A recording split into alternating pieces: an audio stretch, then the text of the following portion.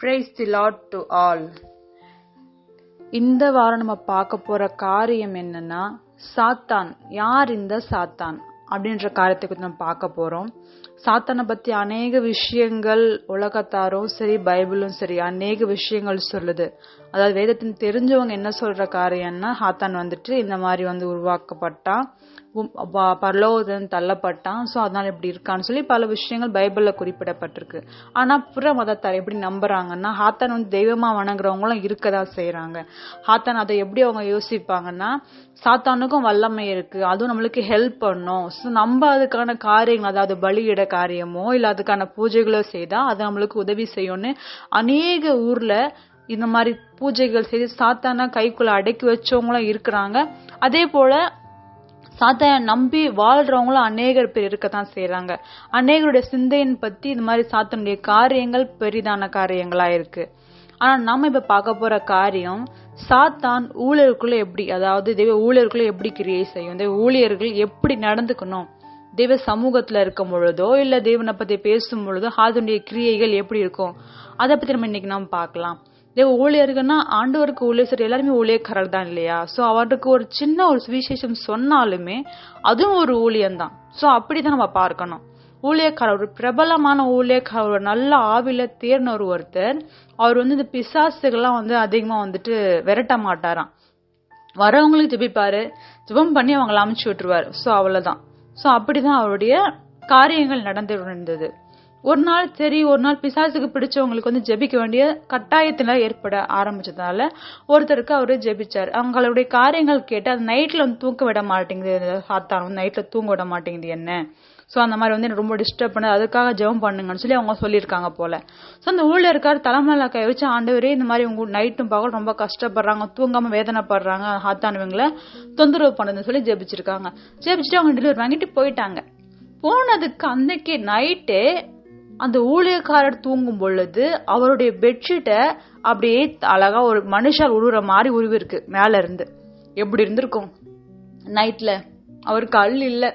So என்னடா இது இந்த மாதிரி எல்லாம் இருக்குன்னு சொல்லி அந்த டைம்லயே அவர் ஊழியக்காரர் பயப்படாம தேவ சமூகத்துல முழங்கால் படிட்டு, அப்பவே முழங்கால் படிட்டு, ஆண்டவரே இது என்ன ஒரு காரியம், இது இந்த மாதிரி பெட்ஷீட்டே எடுத்து போடுதுன்னா அப்ப எந்த அளவுக்கு இந்த ஆவிக்கோட கிரியை எப்படி இருக்கும்னு சொல்லிட்டு ஜெபிக்கும் பொழுது ஆண்டவர் சொன்ன காரியம் என்னன்னா, அவர் சொன்ன காரியம் இந்த மாதிரி அந்த ஆவி நீ விரட்டின, அந்த ஆவி நேரா என்கிட்ட வந்தது, இந்த மாதிரி அவன் அந்த பொயன் விட்டு விரட்டிட்டான், சோ இதுக்கப்புறம் நான் அப்பயே அவனை டிஸ்டர்ப் பண்ண போறேன்னு என்கிட்ட சொல்லிட்டு தான் நான் தான் அனுமதி கொடுத்தேன் ஆண்டவர் சொன்னாரு. சோ ஆண்டவர் இந்த மாதிரிலாம் அனுமதிப்பாருன்னா கண்டிப்பா. எதனால? நம்மளுக்கு ஒரு விசுவாசம். நிறைய பேருக்கு சும்மா ஏதோ விரட்டுறோம் ஏதோ பண்றோம்னு சொல்லிட்டு பண்ணிட்டு இருக்காங்க. ஆனா உண்மையா அதுக்கான வல்லமை இருக்கா, அதுக்கான காரியங்கள் என்ன, அதுக்கான ப்ரொசீஜர் எல்லாம் எப்படி, ஏதோ ஆண்டு பயன்படுத்துற அப்படின்னு சொல்லி அற்பமா நினைச்சுக்கிறாங்க அவங்களே. அப்படி கிடையாது. தேவன் வல்லமை உள்ளவர். அவர் உங்களை பயன்படுத்தும் போது நீங்களும் வல்லமை உள்ளவர்களா பயன்படணும். அதுக்கான பாத்திரமா நீங்க இருக்கணும். சோ அதன்படி நீங்க பார்க்க முயற்சி பண்ணுங்க. நிறைய பேர் இப்படி பாக்குறதே கிடையாது. நான் இஷ்டத்துக்கு போறேன், இஷ்டத்துக்கு வரேன், என்னுடைய விருப்பத்தை தான் செய்வேன், சோ அப்படிதான் இருக்கிறாங்களே தவிர அவங்களுடைய வாழ்க்கையை பத்தி அவங்க யோசிக்கிறதே கிடையாது. எதனால இதை நான் சொல்ல வரேன்னா, அநேகருடைய பிரச்சனை இதுவா இருக்கு. இதே மாதிரி இன்னொரு ஊழியக்காரர் சொன்ன காரியம் என்னன்னா, அநேக பேய்களை விரட்டுறவர், அதாவது அநேகர் சாத்தான பிடிச்சிருக்கிறவங்கள அவர் விரட்டக்கூடியவர், அதாவது ஜெபம் பண்ணி. சோ அப்படி விரட்டும் பொழுது அவருடைய காரியம் பிளஸ் பாயிண்ட் என்னன்னா, யாருக்கிட்டையும் சாத்தானை பத்தி எந்த ஊர்ல இருந்து வர, ஏன் இப்படி பிடிச்ச இந்த பையன் அப்படின்னு சொல்லி கேட்கவே மாட்டாராம். எடுத்த ஸ்டார்டிங்லயே தலைமையில கழிச்சு இயேசுவின் நாமத்திலே ஓடி போன்னு சொன்னா ஓடி போயிடுமா. சோ அந்த மாதிரி சின்ன சின்ன டெக்னிக்கல் காரியம் நம்ம கற்றுக்கூடிய காரியங்கள் இருக்கு. நம்ம சும்மா ஏதோ தேவன் நாமத்துல விரட்டுறோம், சாத்தான விரட்டுறோம் அப்படி கிடையாது. சாத்தானுக்கும் வல்லமைகள் இருக்கு, நம்ம நம்பிதான் ஆகும். நிறைய பேர் நம்ம நம்பவே மாட்டாங்க. ஆர்டருக்குள்ள இருக்கிறேன், சாத்தான் என்ன தொடாது அப்படிலாம் கிடையாது. எல்லாருக்குமே ஒரு சில அனுமதி அவர் அனுமதிப்பார். எதனால? நீங்க எந்த அளவுக்கு ஸ்ட்ராங்கா இருக்கிறீங்க, அந்த டைம்ல தேவன் நீங்க விசுவாசிக்கிறீங்களா அப்படின்றதுக்காக அனுமதிப்பார். அதே மாதிரி ஒரு சில உபத்திரமத்துல அதை அனுமதிப்பார். நீங்க அந்த கட்டுல இருந்து வெளியில வரணும். எக்ஸாம்பிள் யோபு, எல்லாருக்குமே தெரிஞ்ச ஒரு காரியம், வேதத்துல நம்ம படிக்க வேண்டிய காரியம் யோபு. நிறைய சாத்தானை பற்றி காரியங்கள் வெளிப்பட்ட காரியம் யோபுன்னு சொல்லலாம். ஏன்னா அந்த அளவுக்கு சாத்தான் போய் பேசுறது முதற்கொண்டு, திரும்ப உலகத்துக்கு வந்ததுக்கு அப்புறம் அந்த யோபுடைய பிள்ளைகளை அழிக்கிறதா இருக்கட்டும், அந்த மிருக ஜீவன்களை அழிக்கிறதா இருக்கட்டும், இந்த மாதிரி பல காரியங்கள் அழகா தெள்ள தெளிவா வேதத்துல எழுதி கொடுத்திருக்காரு தேவன் நம்ம அப்படியே ஆவியானவர்.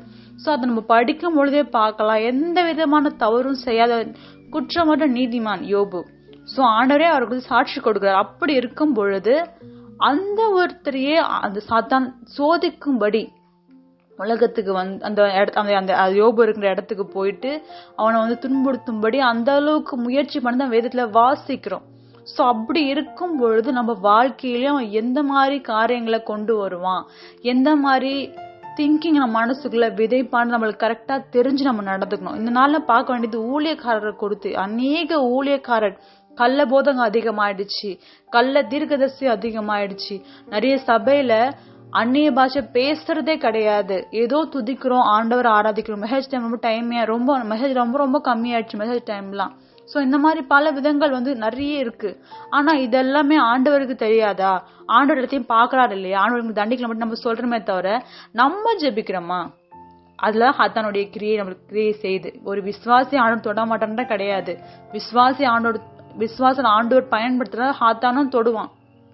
சோ ஒவ்வொரு ஊழியர்காரருக்காக ஜெபம் பண்ணுங்க. உங்களுக்கு நீங்க ஒரு சபைக்கு போறீங்களா, சபை ஊழியர்காரர் தவறு நடக்குதா, அவங்க தப்பு பண்றாங்க, அவங்க பிரசங்கத்துல நல்லா தெரியுது, பணத்துக்கு ஆசைப்படுறாங்க, இல்ல பொல்லாத போய் பிரசங்கமா இருக்கு, இல்ல அடுத்தவங்களை டாமினேட் பண்ணி பேசுறாங்க. சோ அந்த மாதிரி நீங்க பார்க்கும் பொழுது இவங்க இப்படி சரியில்லை, வேற சபைக்கு போறோம் அப்படின்னு அவசரப்பட்டு போயிடாதீங்க. நீங்க போயிடுவாங்க. அங்க சபை விசுவாசிகள், அங்க சபை ஃபாஸ்டர்ஸ், அவங்க நரகத்துக்கு போயிட்ட பொழுது நீங்க பரலோகம் போனதுக்கு அப்புறம் அவங்கள பார்க்கும் போது கொஞ்சம் கூட உங்களுக்கு கஷ்டமா இருக்காதா? கொஞ்சம் யோசிச்சு பாருங்க. கண்டிப்பா கஷ்டமா இருக்கும் இல்லையா? நம்ம கொஞ்சம் அவங்களுக்காக ஜெபிச்சிருந்தா அவங்க ஒருவேளை ரட்சிக்கப்பட்டிருக்கலாம், அந்த விசுவாசிகள் ரட்சிக்கப்பட்டிருக்கலாம்னு சொல்லி நம்ம நினைச்சு பிரயோஜனம் இல்லாம போயிடும்.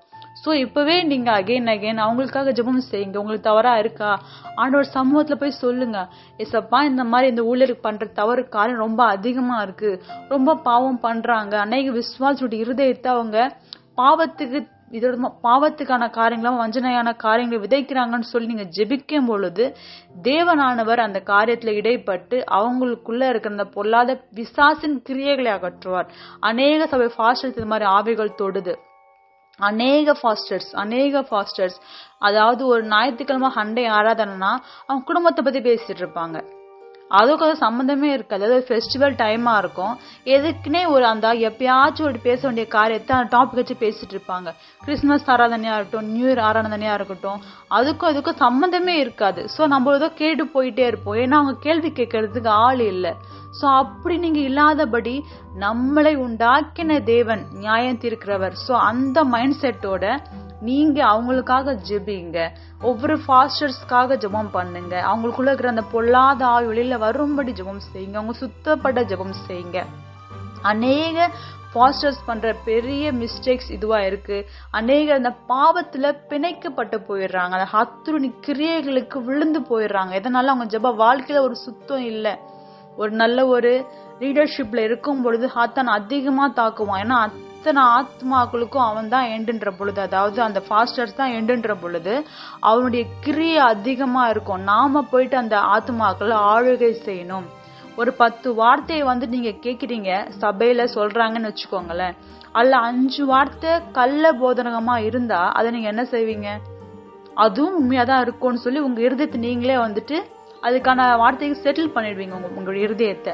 சோ அது ஒண்ணு போதும் ஹாத்தானுக்கு. சோ நீங்க அநேகருக்கு விஷயங்களை பார்க்கும் பொழுதோ, இல்ல வீட்டுல அந்த காரியத்தை நீங்க செய்யும் பொழுதோ, சபையில அப்படி சொல்லி கொடுத்தாங்க, நம்ம இப்படி செஞ்சா என்ன அப்படின்ற மாதிரி ஒரு மைண்ட் செட்டுக்கு போயிட்டு நீங்களும் பாவத்துக்கு விழுந்துருவீங்க. அவங்களுக்கும் அந்த காரியங்களை வெள்ளாங்கமா போயிடுற அளவுக்கு தவறுகள் பண்ணக்கூடிய காரியங்கள் இருக்கு.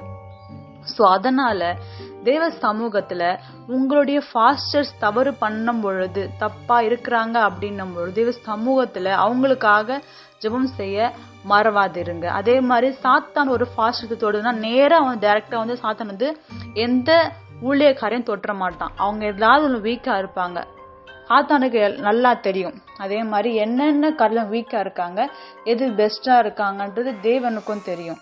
பெஸ்டா இருக்கிறத இம்ப்ரூவ் பண்ண தேவன் பாப்பாரு, நெகட்டிவா இருக்கிறத ஹாத்தான் இம்ப்ரூவ் பண்ண பாப்பாரு. ரெண்டுக்கான காரியம் இதுதான். தேவன் நம்மளுடைய நெகட்டிவிட்டியை வேணாம், நெகட்டிவ்னு அதை பார்க்கலப்பா.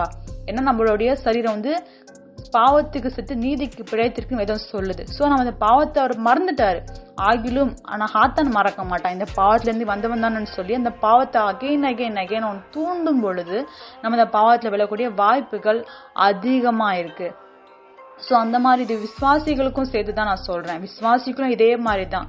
அநேக பாவத்துல விழுந்திருக்கிறீங்களா, அந்த பாவத்தை அகைன் தூண்டும் பொழுது அந்த பாவத்தை நீங்க செய்ய துணிகரம் கொள்ளும் பொழுது தேவ சமூகத்தை நீங்க விளக்கப்படுறீங்க, தேவனுடைய பிரசனத்தை விட்டு நீங்க விளக்கப்படுறீங்க.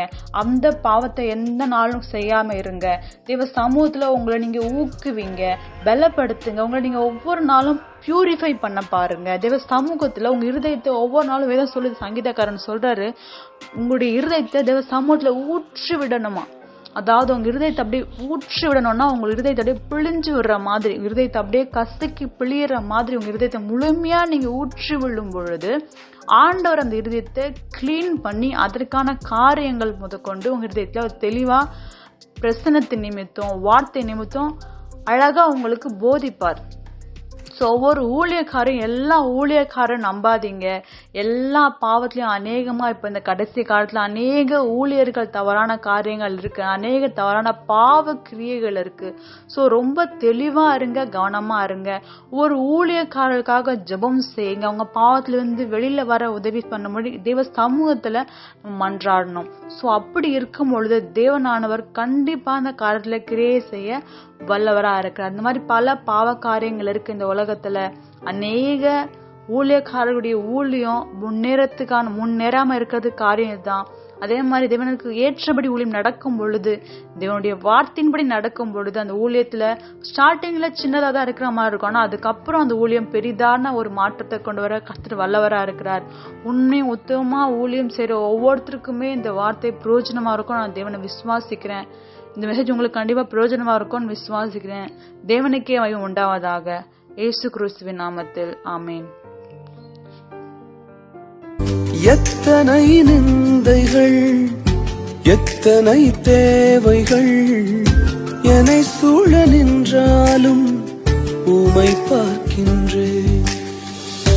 உத்தம ஊழியன் என்று நீர் சொல்லிடும் ஒரு வார்த்தை கேட்டிட உண்மையாய் ஓடுகின்றேன்.